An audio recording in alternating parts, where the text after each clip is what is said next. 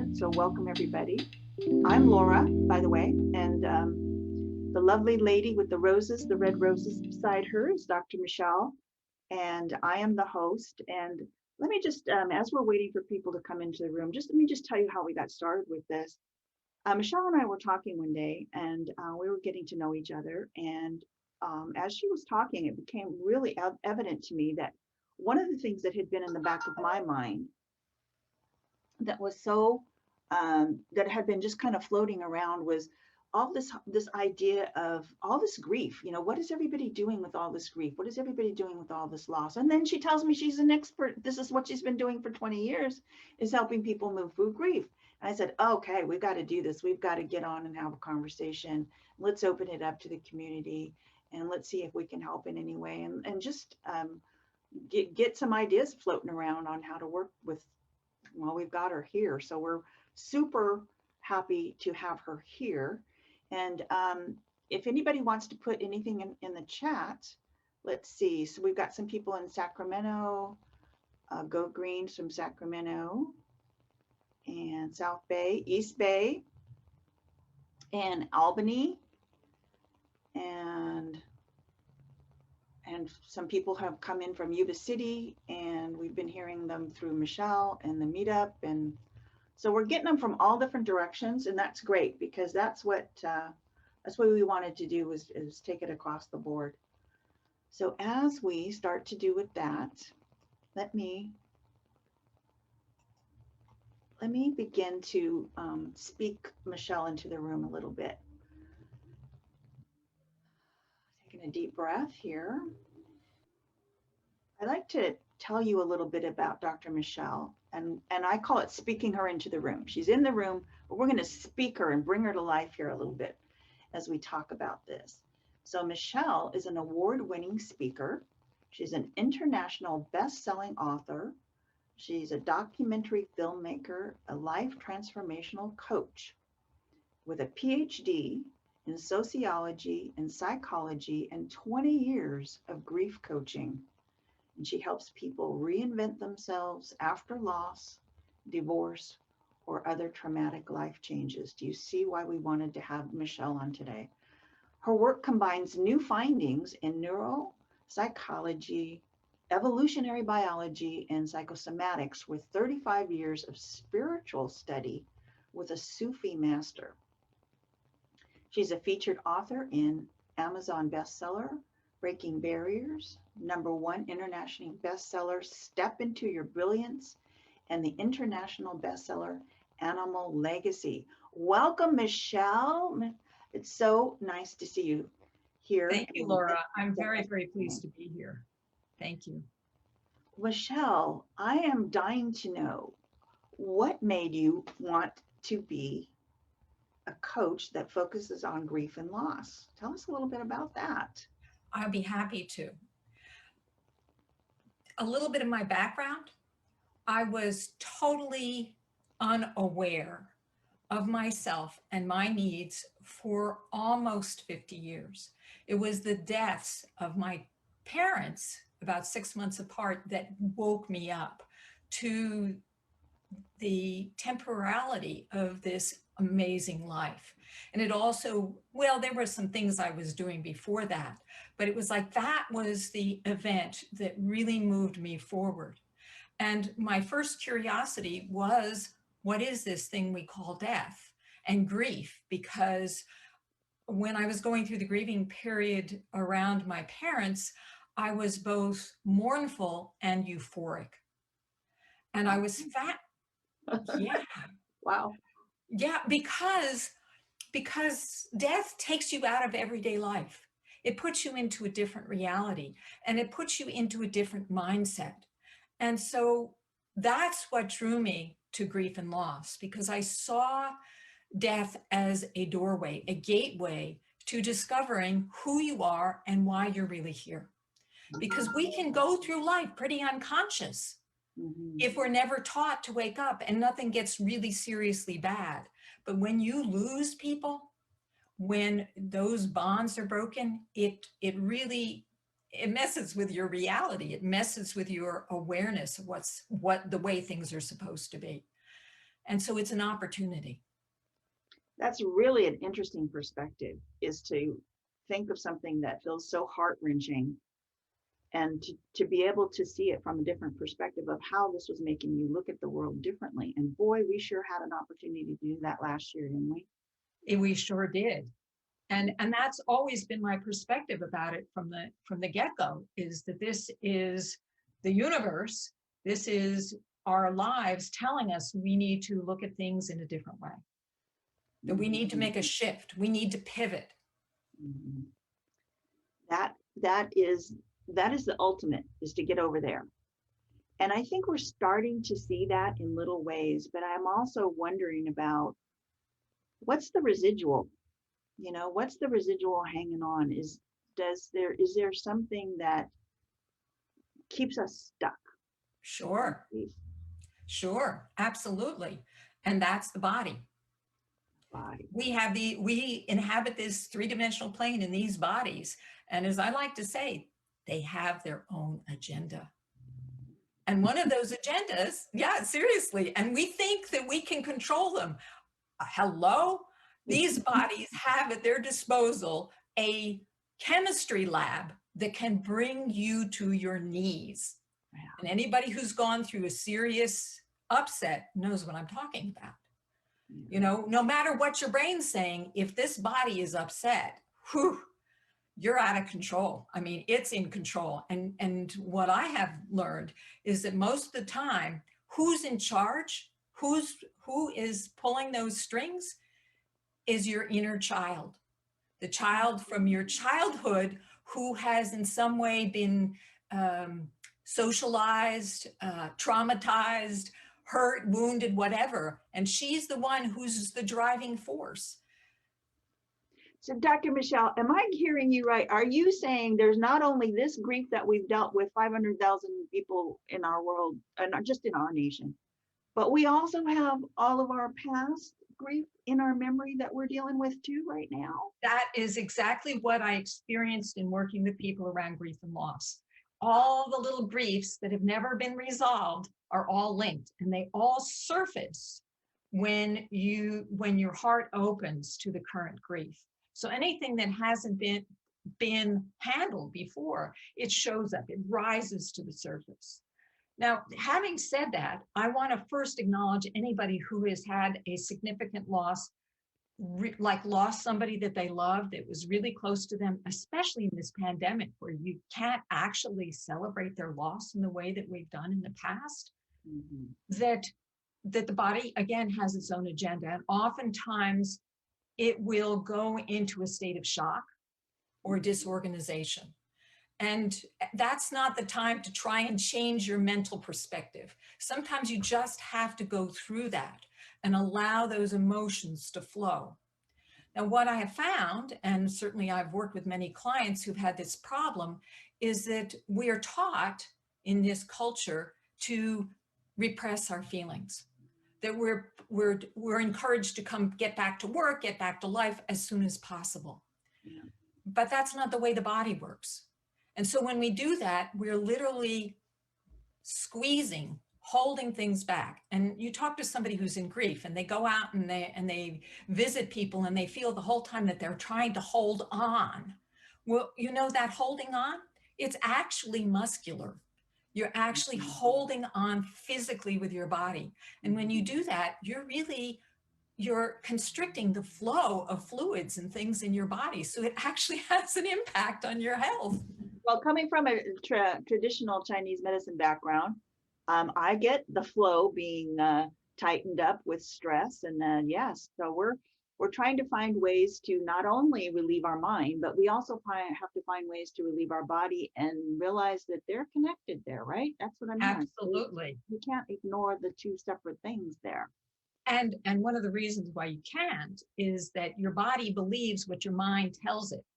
So if you imagine a worst case scenario, your body's going to believe that it's happening right now, even though it's just No, go on, go on. I'm just amazed at what you're saying. Go on, then. Even though you're just thinking about it, your body's going, oh my God, oh my God, oh my God, because you're thinking about the worst case scenario. That's why we really, if you listen to all the new age literature about how to live your life more fully, they all talk about shifting your mindset, changing your mind programming. Because if you go there, you are literally re-triggering your body. That's one of the reasons why people get trapped in grief, is that they start to cry, they start to release the emotions, and then they think about how it's going to be happening forever. And then that re-triggers the grief, and it cycles over and over again. I worked with a woman who had been grieving for 20 years the loss of her husband. Wow, 20 We years. worked for a month, it was gone, it was over. I was the only one who ever gave her permission to grieve. And when she was able to grieve, and she grieved in that a way that doesn't recycle it finally released from her body. Mm. So we have individual grief that affects us immediately, such as a Yes. loved one. But then there's something really different about the pandemic, is that we have community grief, we have worldly grief, we have grief in front of us at the ticker tape at the bottom of the screen on the TV. And even if you don't know anybody that has passed directly, I am suspicious, because I can feel it in myself. There is this humanity grief. Can Yeah, you tell us a little bit about the grief of of course. humanity, Miss Absolutely. Sociologist? Yes, because, well, we've all heard about crowd behavior, right? And we think it's, I don't know what we think crowd behavior is, but it's energetic. And we actually, as human beings, as social creatures, social animals, we have the ability to feel other people in our proximity. Remember when 9/11 happened and everybody went into mourning? The Mhm. president literally had to demand that we went back to shopping and going to restaurants, because we were all simultaneously in grief and we all felt that energy simultaneously. Yes, yes. I think it's happening again right now. And it's happening right now. And here's the problem, Laura. This has been going on for way longer than we ever anticipated. And this is a huge experiment. This is a social experiment that has never been tried, where we are actually self-isolating. These bodies need social community. We are wired, we are chemically designed to bond with each other. And when those bonds are broken, when we don't get that, when the only thing we get is this flat screen where we see people, it's not the same thing as touching. It's Yeah, not the same thing as hugging. yeah. It's not the same thing as being in the same room with an undigitized voice. Well, that's grief right there. I mean, And that's that's, us yes, grieving is everything, right? yes, So we're absolutely. probably telling people something that they already know, that they're missing, social interaction. But and and we're starting to open up, and the spring is starting to come. And what I'm feeling in myself, and I think I'm probably sharing it with other people, is that okay, there is this opportunity to go out a little bit now and to start to have some interaction and to enjoy nature and start to feed some of my joy in those joyful ways. But in the back of my mind, my my mind has been telling my body to be scared, afraid, or have some guard around me every time I go out. But now I'm going out in a little bit different. It's a little more open. Maybe I've been vaccinated. Maybe I'm around people who've been vaccinated. Maybe I'm not even around people and I'm still afraid. What about that? Well, one thing I noticed is that everybody is wearing masks. Yeah, So you can't even see them, right? So they're all wearing masks, which is a disconnection, isn't it? yeah. It's very bizarre. We've gone out and taken hikes with friends and they're all wearing masks. And so it's very, very it's difficult for the body to compute that. And your cell phone, if it has face recognition, it won't recognize you. Oh, well, now we know how to make our cell phones not recognize us, but Yeah, really. They don't even recognize you. So your own cell phone won't recognize you. So it's very hard. It's having a huge impact. And here's what I'm hearing and reading is that people are tired of this. And spring's coming on, at least out here, and pretty soon in the other parts of the country. And mhm, people are going to want to go out again. But at mhm, the same time, what we're hearing is that the virus is actually becoming more infectious and more deadly. mm. And I don't know about you, but I'm starting to know people personally that have gotten the virus. And that brings it closer home because for the first, I don't know, 10 months, 12 months, I didn't hear a soul that I knew. Mhm. Yeah. So then that starts to impact you directly. And then you start to worry because, okay, they're sick, but they're young. Are they going to be okay? People actually die from this virus. Oh, yeah, 500,000. Well, I don't want to go too deep into all of that because there's a lot of, opinions about kind of how all of this is going. But 500,000 people dead is hard to deny, right? And we know people who have died. And even if we don't know anybody directly, we feel the grief. Now we're feeling the grief. We're still wearing the mask, so we're going to have to deal with that. But there's spring, there's this pull on us. How There, can we start to bring some joy and be cautious?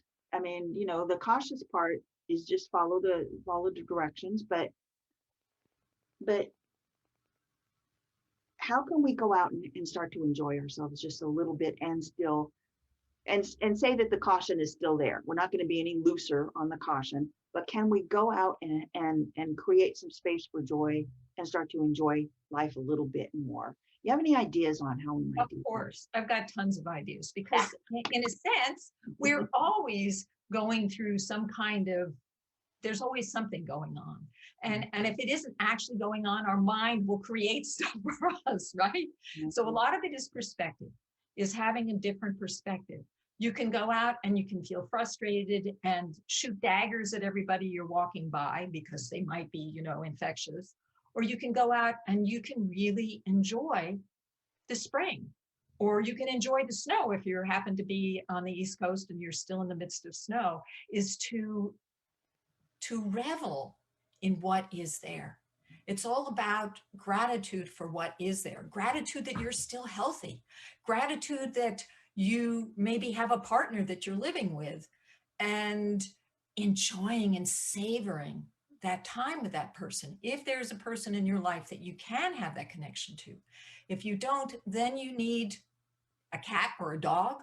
It helps if you have some kind of live being that you can connect with, because we are, hey, it's not a mistake that we have so many nerve endings in our hands and our feet. We want to experience, we're here to experience this world, this three-dimensional world. So experience it. Go out, hug a tree, smell a flower, experience the sensory delight of what is available to you.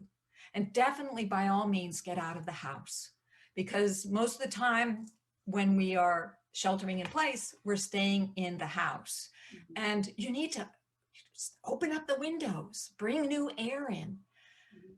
and get out and look at what's around you. Now, what if I'm still afraid to do that?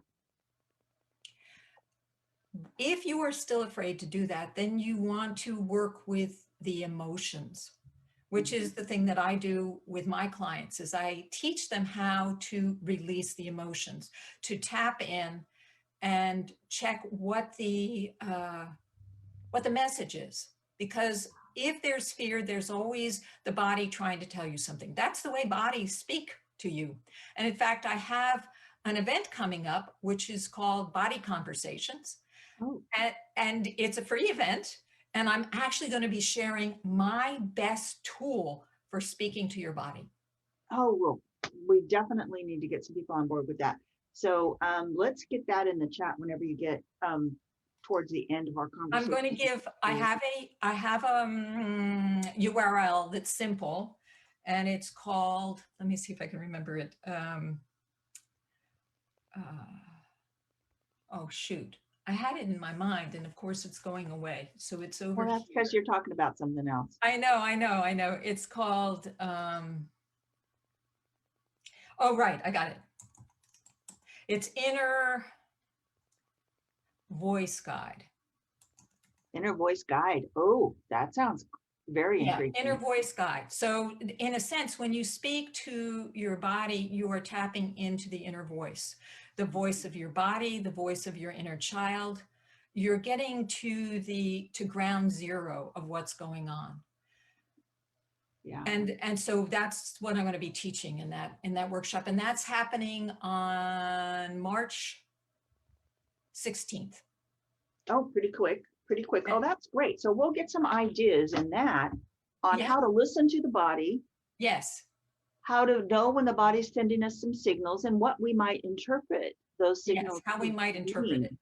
How we Yes. might interpret, because that's kind of the big deal is, okay, first of all, I haven't been used to listening to my body. Didn't have to do that before. But Right. now all of a sudden there's all this stuff popping up. And Right. put in the chat in here, everybody, if you have been noticing some little aches and pains or some major things that you think might be associated with the fact that there's a lot of grief still going on in the body. I'd be interested to know if anybody's still feeling that. And you feel free to put anything in the chat that feels comfortable for you to do so. A yes or a no would work. Yeah. Yeah. Yeah. And So so that becomes a big issue. I think that's part of our new understanding right now is that we didn't always have to listen to our body, but when everything got quiet and still and things kept happening that felt like they were out of our control, the body started sending new signals. And when we're not used to understanding that those signals are related to some sort of emotion, we're wondering what the heck's going on. yeah. And then we go outside and we we can actually physically feel our body being afraid. And that's Yes. because we're still tangled up in those emotions. Is that right, Dr. Michelle? Definitely. And also we may be imbibing or consuming many fear messages on media, on news, on outlets that provoke that. And the reason they provoke that is that sells copy. Oh, you know what? That's what I tell everybody. Thank you for saying that, because as much as we need to be informed, yes, yes, yes, we need to be informed, but we don't need everybody's opinion about every single thing. And the other thing that I always tell people to remember is that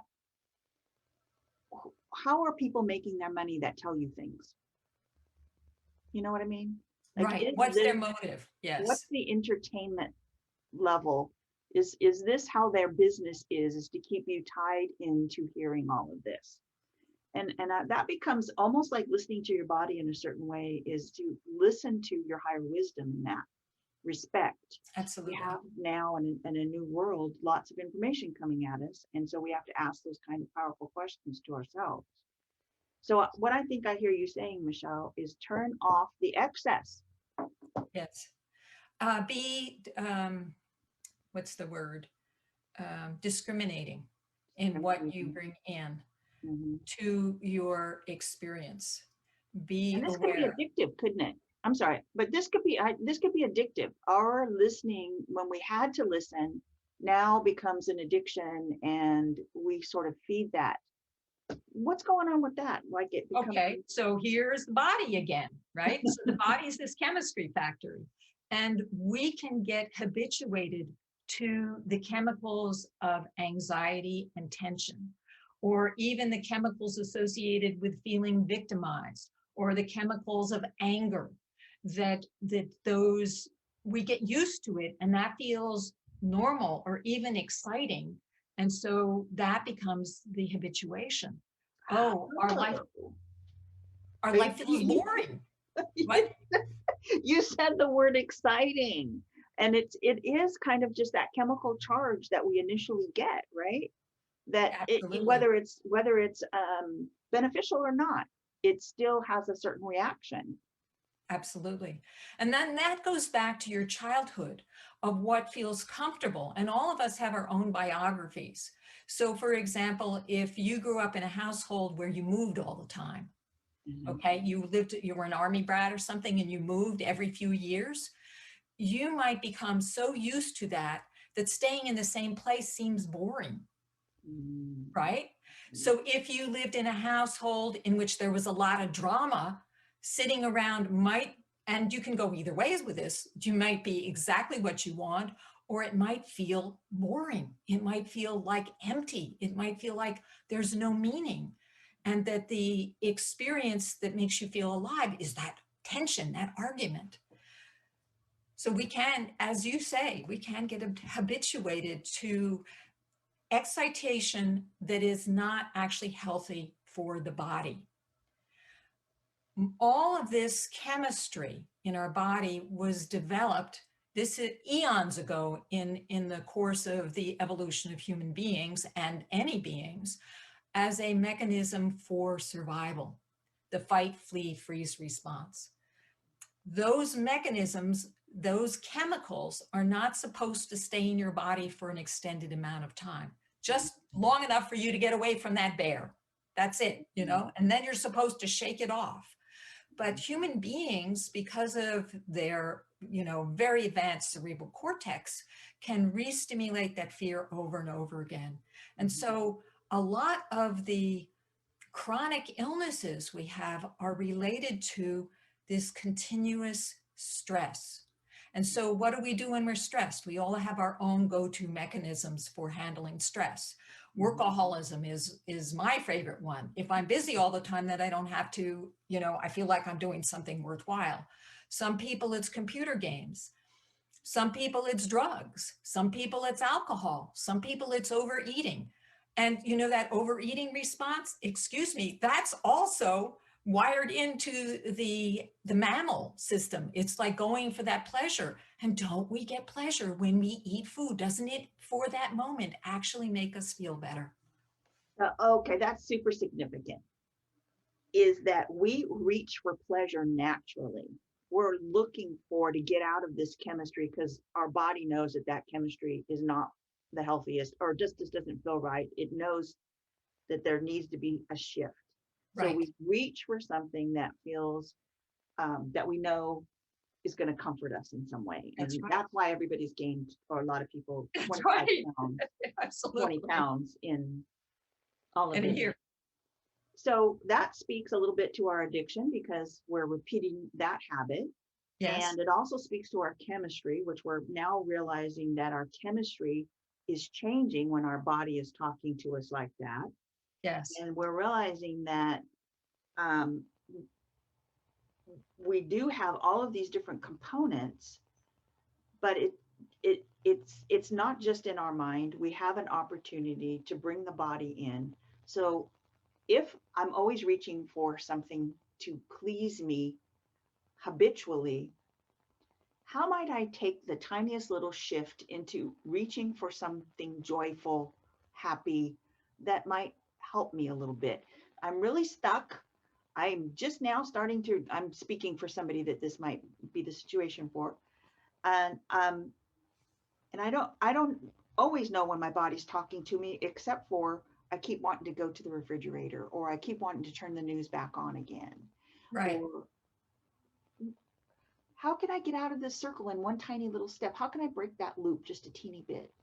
Well, that's why I encourage you to come to that workshop, and I can teach that to you because I can't, Okay. I could describe it here, but you're not going to get it until you experience it. And you're certainly not going to practice it until you actually experience the benefits of doing that.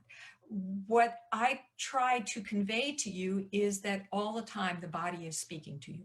All the time, not just during the pandemic, but most of the time we have distractions which enable us to shut it out. It's Mhm. that all of our favorite distractions, going to the movies, going out to eat, having fun, visiting people, has been shut off. And now suddenly we're stuck with that brain of ours and all the worries and fears. Mhm. This is actually a good opportunity, Laura, because Mhm. this is an opportunity for us to learn to listen to the body, The Mhm. body basically has a vocabulary of two: pleasure and Mhm. pain. Ah, And when you're experiencing pain or discomfort or disease, the mhm. body is saying, hey, hey, up there, pay attention. Mhm. Now, the problem is, and this I want to point out too, is that if you do not listen to your Mhm. body, if you do Mhm. not respond, the body turns up the volume. Ah, And when it keeps on turning up the volume, eventually some of those things, because you're working so hard to keep that down, it can turn into chronic illness, to mhm. stuff that then you do need to use medical intervention. Talking to your body's not going to do it. It's not going to cut it. It will help, but it's not going to solve the problem anymore because now it has become manifest in the cells. Well, that kind of leads me to one of my somewhat final questions, which is I'm starting speaking, as collectively, as a collective consciousness here. I can imagine that the people are saying to themselves, I'm realizing that there's a lot going on here, a lot of different changes that I just don't know what to do with. How do I know when to get some help? What would be one of the signs that you would say you need to get some help with this? When you can't stand it anymore, Mhm. or your family or friends can't stand it anymore. So I Mhm. had a woman who came to me to work with me because her husband threatened to leave her because she had become a workaholic. That was her way of avoiding dealing with the loss that she had had a number of years ago. So she would stay busy all the time. And he finally said, you know what, you're not present anymore. You're not here taking care of the kids. You're here, you're not in this relationship. And if you can't shift, then I'm out of here. And so that became her motivator. I went a long time ago, I went to get help for myself because I had gotten into a new relationship. And I realized that if I didn't deal with my emotional issues and fears of abandonment, I was going to trash the relationship. I could see it. And so I went and I did an amazing program that really had, and now been with my current husband for 24 years. Congratulations on that. That's wonderful. That's wonderful. One of the questions that I wanted to ask you is just a little bit about spirituality without getting, into making people feel uncomfortable about certain belief systems or what have you, respecting all belief systems. But there is a connection to our spirituality in this in some way. And I think our body can also be honored by that, don't you? Yes. So here's an interesting, there's a book written by, let's see if I can remember his name. Anyway, it's called Finding Spinoza by Antonio Damasio.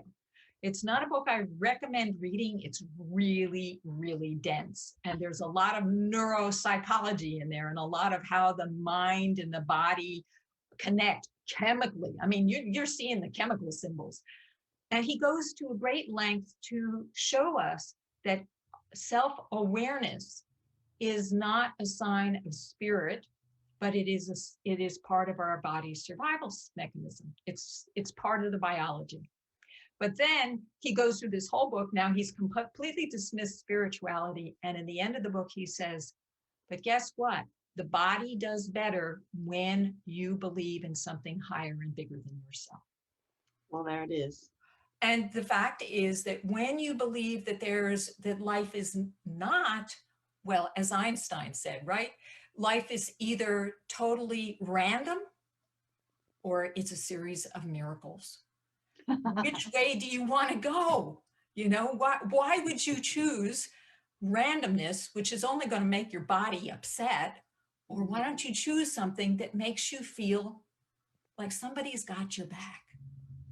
Yes. Well, you said the really powerful word that I use with my thought systems and my clients that I work with too is, in fact, I've named my program after it, which is choice.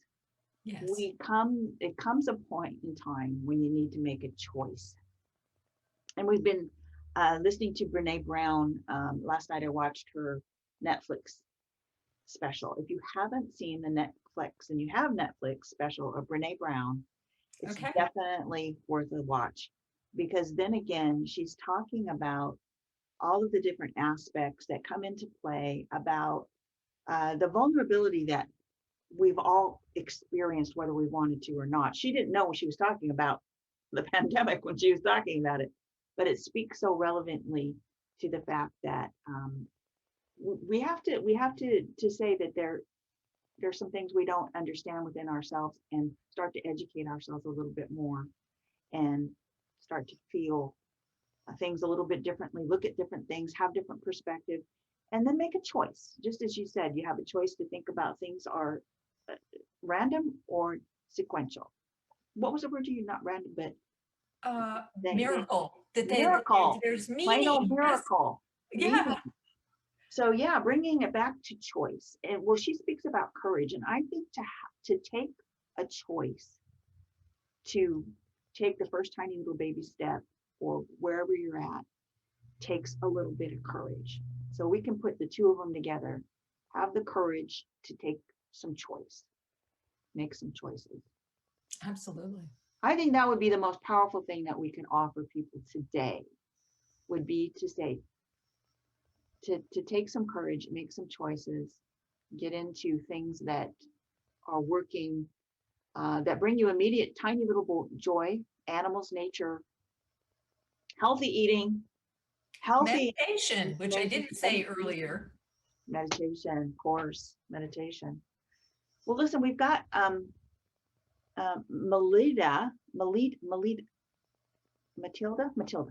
She has a question. I've always thought that my heart, emotions, mind control my behavior. I never thought of the body being the third factor, or maybe the most important component. How does focusing on the present relate to the body connection? Focusing on the present relate to the body connection. Great question. Great question, Matilda. And the reality is that the only way in which you can connect and listen to your body is in the present. Mm, mm. That's the only way in which you get to the truth of the matter, in which you really communicate.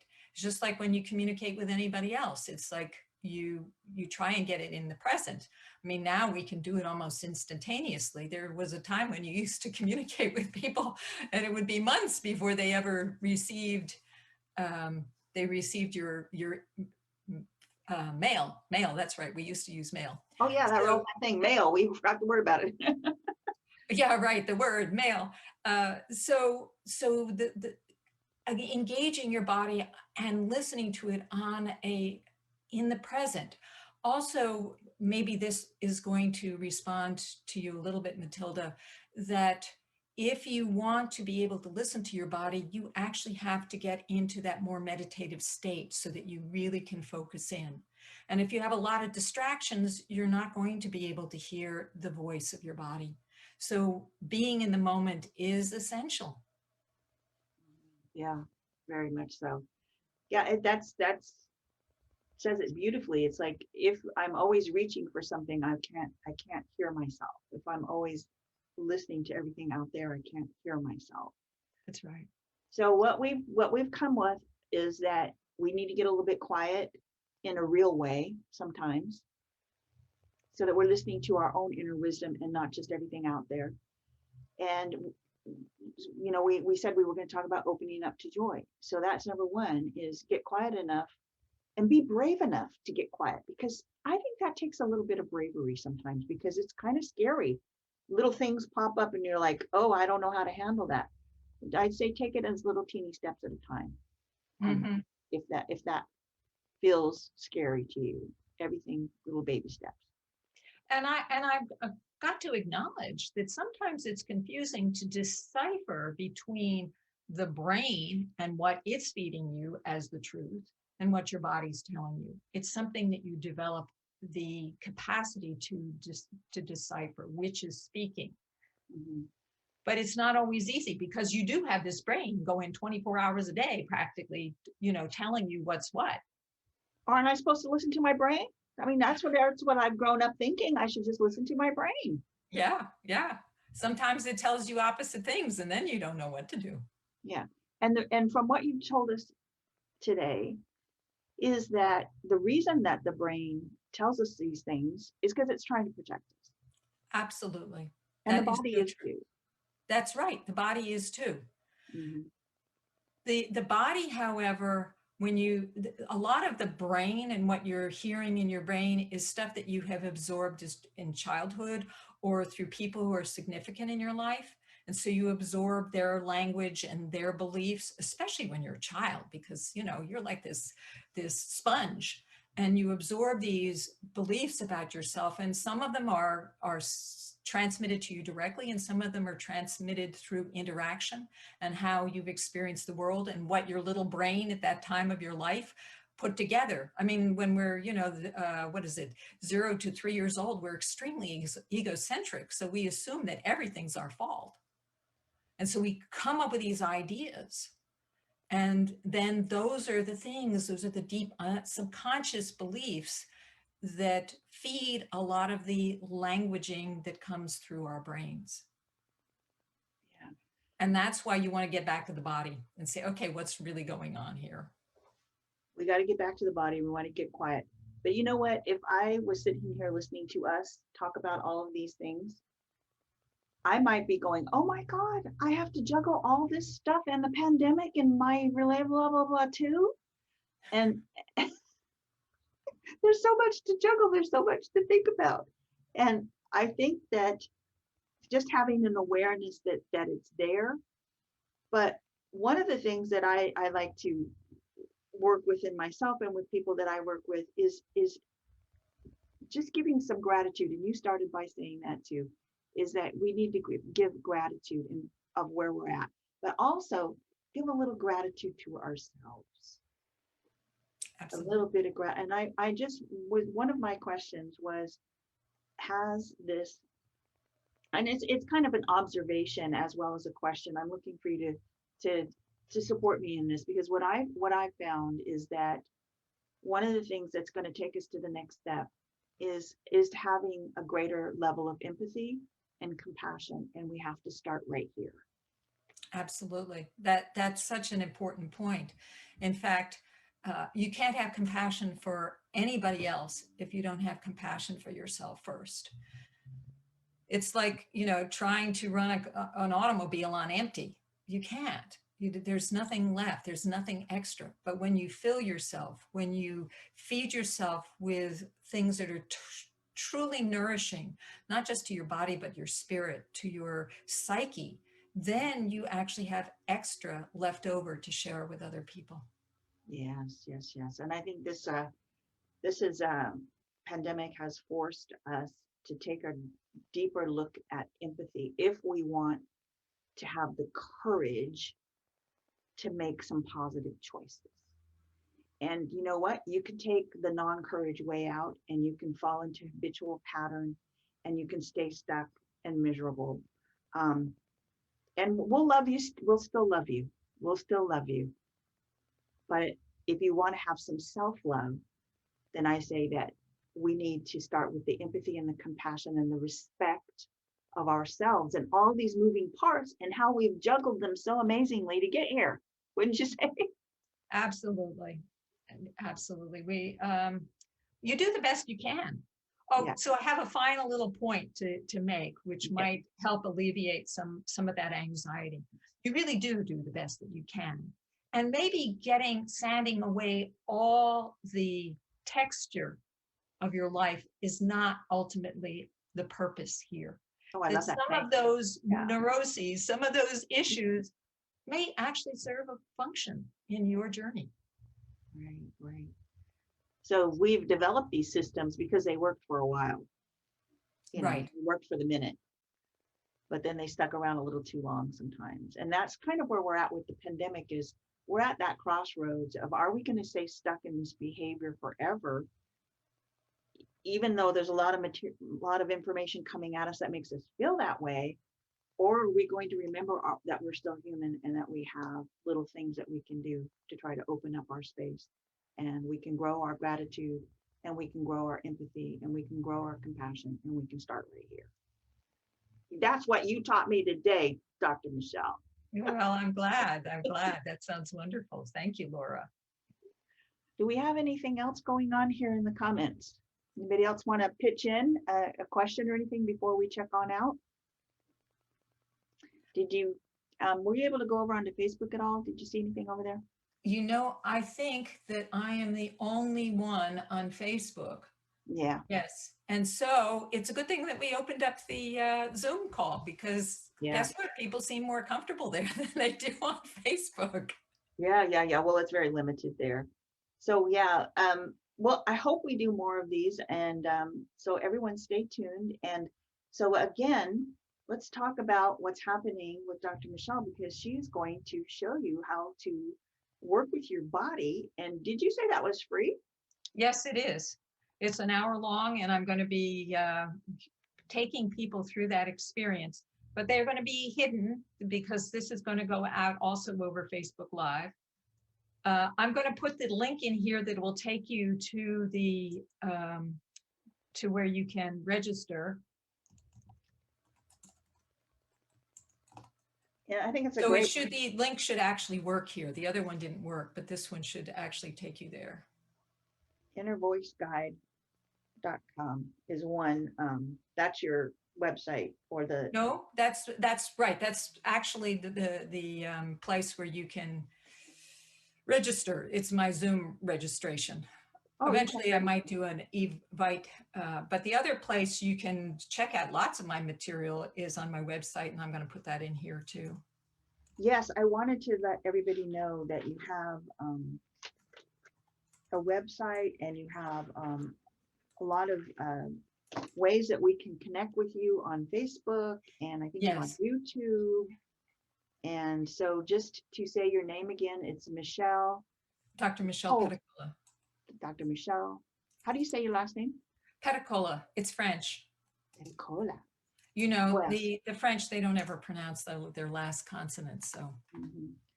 Well, thank you for Michelle. I think that we do have some hope, and I hope that people found a little bit of hope in what you had to say today.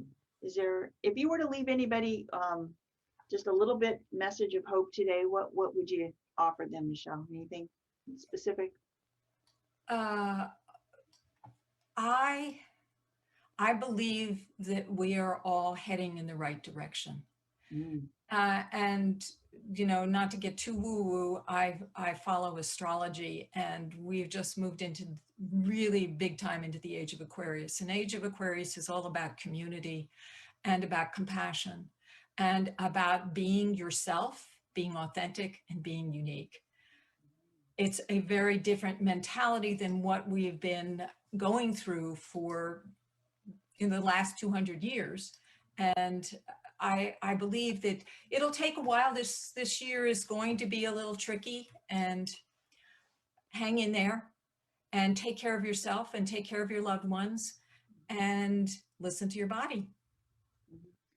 And get out into nature a little bit, huh? Mm-hmm. Yeah, let's do that today, because it's really sunshiny and pretty out It here is, today. absolutely. Got to go out and water my garden. I love your flowers back there. They're beautiful. Thank you. Michelle, thank you so much for, welcome. I think the biggest thing that you've shared with us today is that there's really nothing wrong with us, that this is a human experience, and it's a very unique human experience. And that when we know that about ourselves, and we have a little understanding and background of how that works in our humanness, as you helped us understand here today, we have a little more compassion to move into the quietness and into nature, and to that tiny next step, maybe that's joining your group. And just to say, I also have some things going on in my Facebook group over at Energy Superpowers for High Achievers. Right now I'm doing a whole series on the tapping points. Tapping is a whole nother thing that we can do with our body too, that we can work with. And there's lots of things that we can do.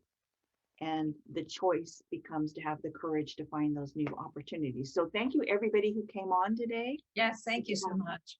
Yes, that took a level of courage, I think, and choice there as well. So thank you so much. And we'll end our call today. Anything else? The only other thing that I didn't mention, and I don't, at this point, do I really want to mention it, is what you had said at the beginning, that we actually experience other people. And sometimes your dis-ease or discomfort, maybe you're feeling the whole social, cultural dis-ease, and it might not actually be yours. That's super important. That right there, I think, is what I am instinctively bouncing around, is that that's really significant, is that we are all connected, and therefore when there is heartache and hurt and loss of all these different kinds in the world, we feel it, and we don't understand at this magnitude. We haven't experienced that before, so we're back to having that empathy and compassion again, aren't we? Absolutely. Thank you so much. You're such a Oh, pleasure to talk to. yeah, it's hard to stop. Laura, thank you so much for inviting me on in your Facebook group and on your Zoom channel. I really appreciate it. Love your heart, dear. Love your heart. Thank you. Okay. Bye bye now for You have a everybody. great day. You too.